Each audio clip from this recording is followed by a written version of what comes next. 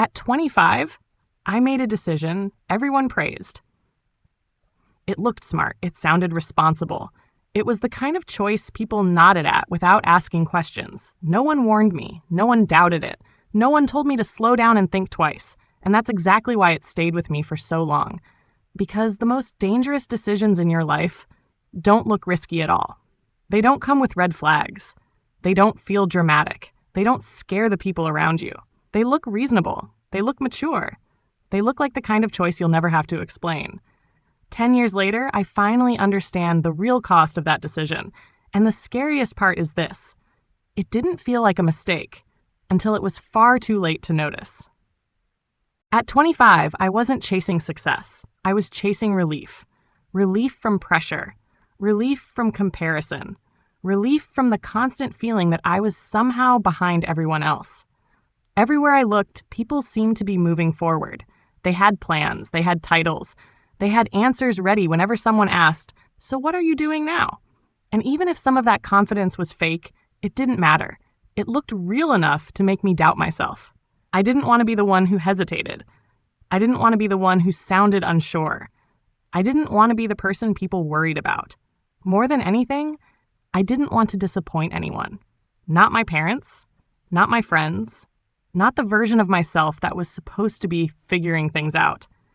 And if I'm being honest, I didn't trust myself back then. I didn't trust my instincts. I didn't trust my ability to recover if things went wrong. I thought confidence was something you earned after you made the right choices, not something you used to make them. So uncertainty felt irresponsible. Risk felt selfish. Trying something unclear felt like something only brave or lucky people could afford. I told myself I'd take chances later, when I was more prepared, when I had more experience, when I felt more like an adult. What I wanted most at that age wasn't passion or freedom. It was approval. I wanted to feel like I was finally doing something right, like I could relax for a moment and stop questioning every decision. So when an option appeared that felt stable, predictable, and socially approved, it didn't feel like settling. It felt like relief. And relief can be incredibly persuasive when you're young, tired, and unsure of yourself. That's how the safe choice starts to feel like the smart one.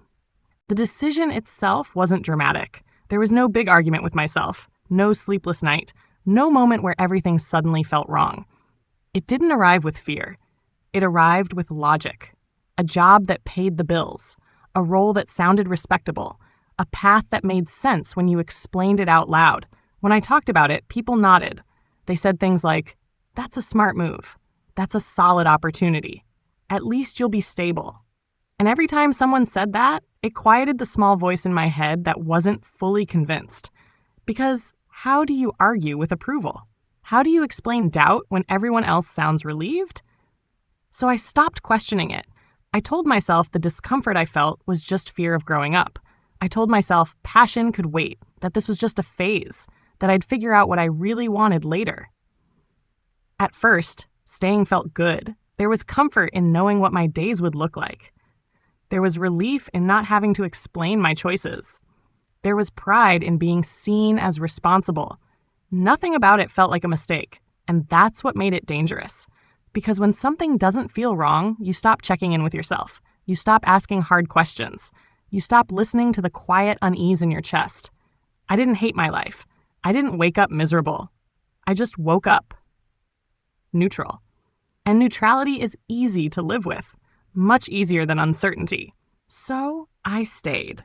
Not because I loved where I was going, but because leaving would have meant admitting I didn't know what I was doing. And at 25, not knowing felt worse than choosing something I didn't really want. Looking back, the decision wasn't made in a single moment. It was made slowly, repeatedly. Every day I chose comfort over curiosity. And because nothing went wrong right away, I assumed nothing was wrong at all. Nothing went wrong. That sentence followed me for years. I repeated it whenever doubt appeared, whenever something felt slightly off, whenever I wondered if I was wasting time. Nothing went wrong, so there was nothing to fix. My life didn't fall apart. I didn't lose everything. I didn't hit rock bottom. From the outside, everything looked fine. I woke up at the same time every morning. I went to work. I did what was expected of me. I came home tired, but not broken. Days turned into routines. Routines turned into months. Months quietly became years. And every year looked a lot like the one before it. I told myself this was just how adulthood worked, that this was what stability felt like, that excitement was something you gave up in exchange for security. Whenever I felt restless, I labeled it as immaturity. Whenever I felt bored, I told myself to be grateful. Whenever I felt envy watching other people take risks, I reminded myself that they were probably stressed, broke, or unsure. I thought I was being realistic. I told myself I was patient, that I was building something slowly, that I would take risks later when it made more sense. Later felt far away. Later felt safe. Later became a comfortable excuse. Because later doesn't ask you to do anything today. It doesn't force you to confront fear. It lets you stay exactly where you are. And the scariest part was, no one around me noticed anything was wrong either. My family was relieved. My friends were supportive. My life looked respectable enough. There were no alarms going off. No obvious warning signs. So I stopped checking in with myself altogether. I didn't ask if I was growing. I didn't ask if I was becoming who I wanted to be. I only asked if I was still functioning. And I was. Functioning became the goal. Comfort became the metric. I didn't realize that slowly, without any dramatic moment, I was becoming someone who avoided discomfort at all costs. Someone who chose predictability over curiosity. Someone who valued stability more than momentum. And when you live like that long enough, you don't notice the change. You just wake up one day and realize you're not as brave as you used to be. Not because something bad happened, but because nothing ever forced you to change. That's the danger of a life where nothing goes wrong. It doesn't push you forward. It slowly teaches you how to stay. The real cost wasn't money. I didn't lose everything financially. I wasn't struggling to survive. I paid my bills. I lived a normal life.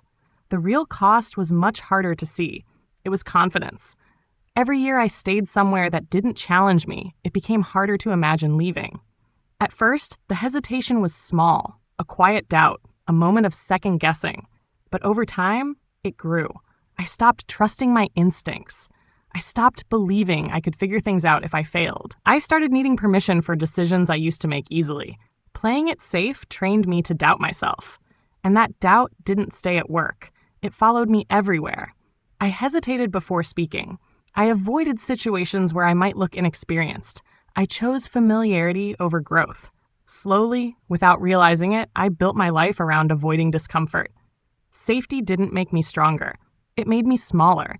The version of me that used to be curious, that used to try things without needing guarantees, started to fade.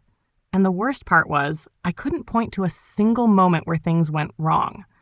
There was no mistake I could learn from, no failure I could explain, no obvious turning point, just years of choosing what felt easiest. And when you live like that long enough, fear changes shape. It doesn't feel like panic. It feels like practicality. You tell yourself you're being realistic, that you're too far in to start over, that now isn't the right time, and that voice sounds reasonable. That's why it's dangerous.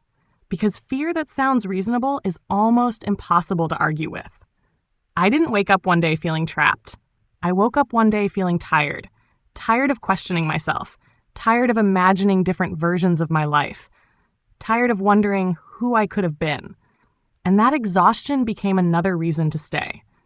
Not because staying was right, but because leaving felt overwhelming. That's the real cost of playing it safe for too long. It doesn't ruin your life. It quietly teaches you to stop believing in your ability to change it. Here's what no one tells you at 25. Choosing the safe option doesn't protect you from regret. It only delays it. And delayed regret is different. It's quieter, heavier, harder to explain. When you fail early, at least you know what happened. You can point to the moment things went wrong. But when you play it safe for too long, there's no clear mistake. Just a growing sense that something is missing. By the time you finally feel it, you're no longer choosing between paths. You're choosing between discomfort now or regret later. And that's a much harder choice, because discomfort now feels scary, but regret later feels abstract. At 25, regret feels distant, almost imaginary, but time makes it real.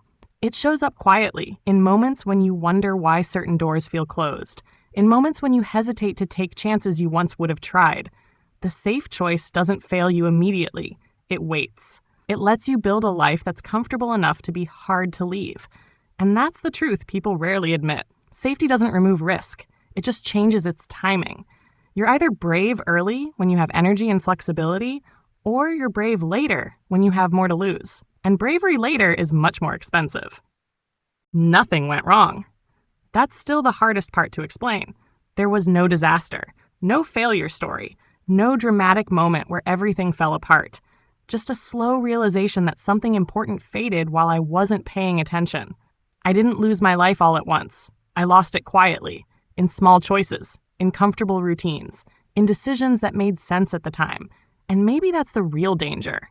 Not choosing the wrong thing, but choosing something safe enough to stay in for too long.